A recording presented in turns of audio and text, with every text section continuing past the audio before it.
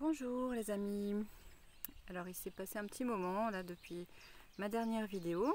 Il s'est passé pas mal de choses en moi et à l'extérieur. Pour vous aussi j'imagine. Pas mal de choses qui bougent. Et j'avais envie aujourd'hui de partager avec vous une histoire que j'aime beaucoup lire à mes enfants. Et qui s'adresse à nos enfants intérieurs, on va dire.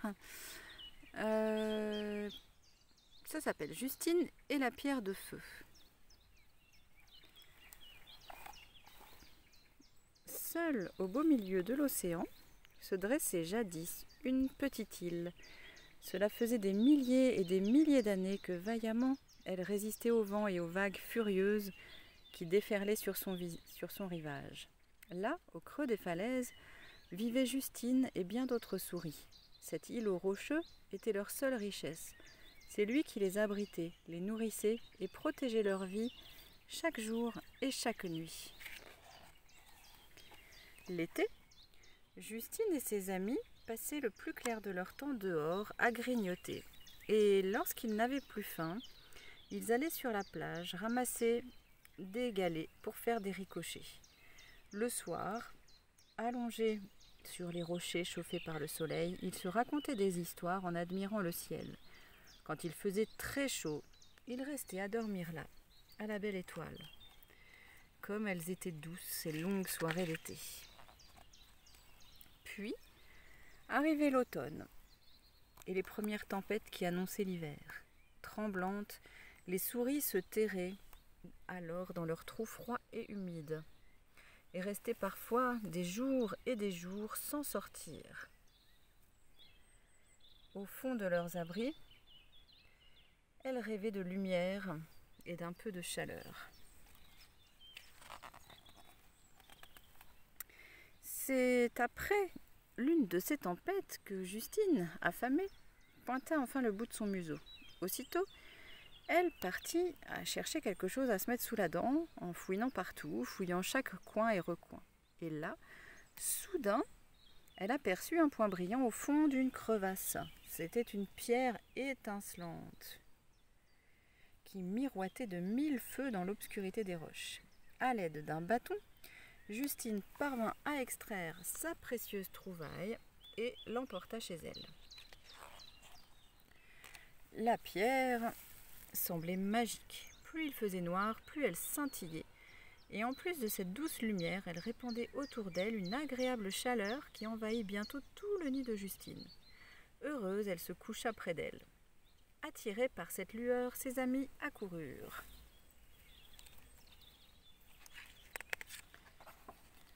Ils assaillirent Justine de questions. Chacun n'avait plus qu'une envie, posséder le même trésor. Mais Barnabé, leur aîné, prit la parole. « Mes amis, n'oubliez jamais ceci, ces merveilleuses pierres de feu appartiennent à la terre. Nous ne pouvons pas les lui prendre sans lui donner quelque chose en retour. » À partir de là, l'histoire peut bien finir ou mal tourner. Et nous avons le choix. Alors souvent mes enfants, ils adorent cette version-là où ça tourne mal. Donc je vais commencer par celle-là. Donc ça tourne mal. Les souris n'écoutèrent pas Barnabé. Elles se précipitèrent vers la crevasse et, à quelques pas de là, découvrirent une galerie qui les mena toujours plus loin dans les profondeurs de la terre. Plus elles avançaient, plus elles martelaient la roche, rejetant sur le côté les petites pierres de feu qu'elles trouvaient. Seules les plus grosses les intéressaient.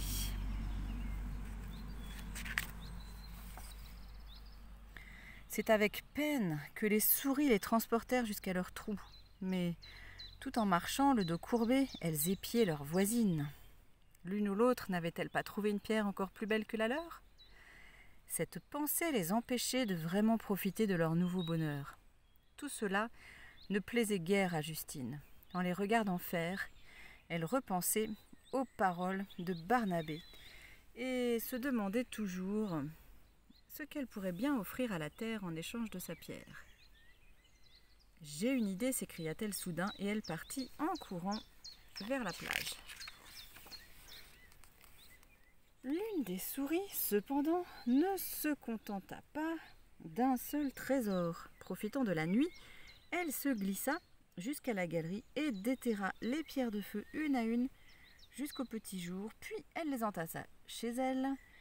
Le lendemain, son logis brillait comme un phare au milieu de l'île.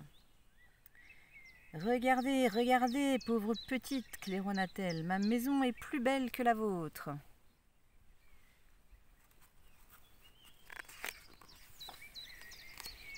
Les autres ne pouvaient accepter une telle insulte.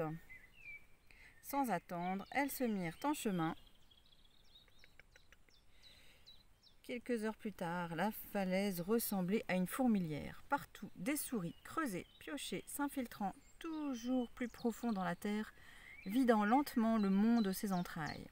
Aveuglées par leur désir, elles martelaient rageusement la roche et remontaient infatigablement les pierres de feu à la surface, l'une après l'autre. Mais peu à peu, les parois de la falaise s'affaiblissaient. Et un jour, ce fut la catastrophe. Comme touchée par la foudre, la montagne s'effondra. D'un seul coup, dans un fracas terrible, la galerie tout entière fut ensevelie sous les rocs, tandis qu'une énorme vague balayait la côte, emportant tout sur son passage. Le bel îlot n'était plus qu'un amas de pierrailles. Seule une grotte avait résisté, celle où Justine et Barnabé s'étaient réfugiés ensemble. « Et dire que ces pierres de feu auraient pu nous rendre si heureux, » murmura Barnabé. Il tremblait. À ses côtés, Justine se remit à graver le galet que quelques jours plus tôt elle avait commencé à décorer pour l'offrir à la terre. Son soleil était presque terminé. « J'irai le lui donner demain, dit-elle à voix basse, pour la remercier.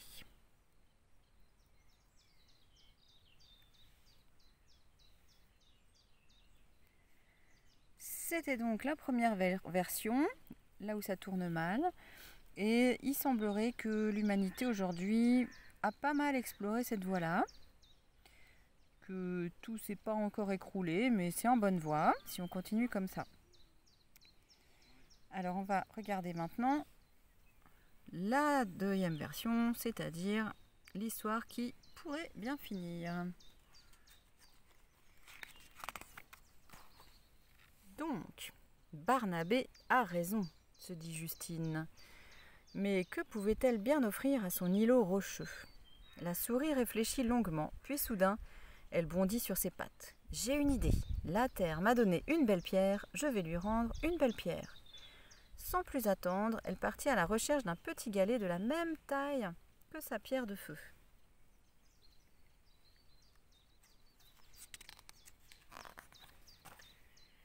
Dès qu'elle l'eut trouvé, elle s'assit et se mit à le graver à l'aide d'un caillou pointu, sous le regard intrigué de ses amis.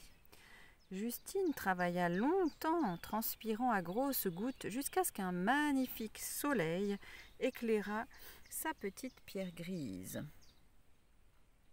Les souris applaudirent. Elles suivirent Justine jusqu'à la crevasse où elle déposa son cadeau à l'endroit même où elle avait trouvé sa pierre de feu.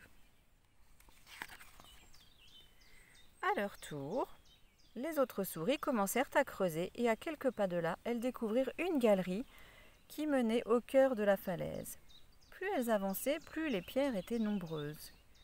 Chacune en choisit une, repérant bien son emplacement exact, afin de pouvoir plus tard venir y déposer un joli galet.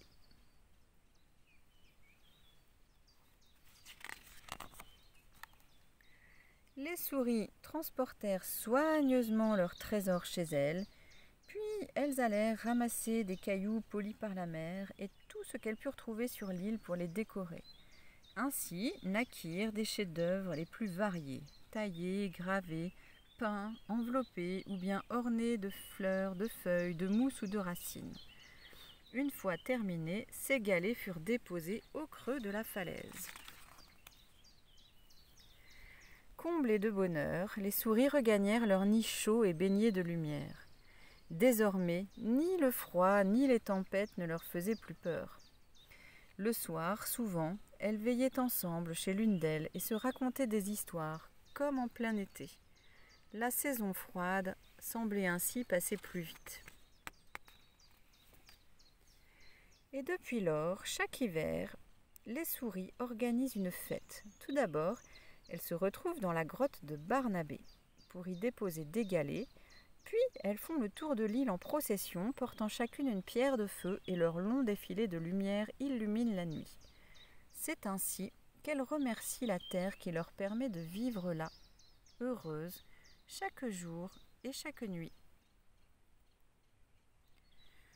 Voilà, c'était donc Justine et la pierre de feu. Et il me semble que nous en sommes au stade où chacun doit se positionner d'un côté ou de l'autre pour décider quoi faire, vers quel chemin emprunter. Voilà, à bientôt!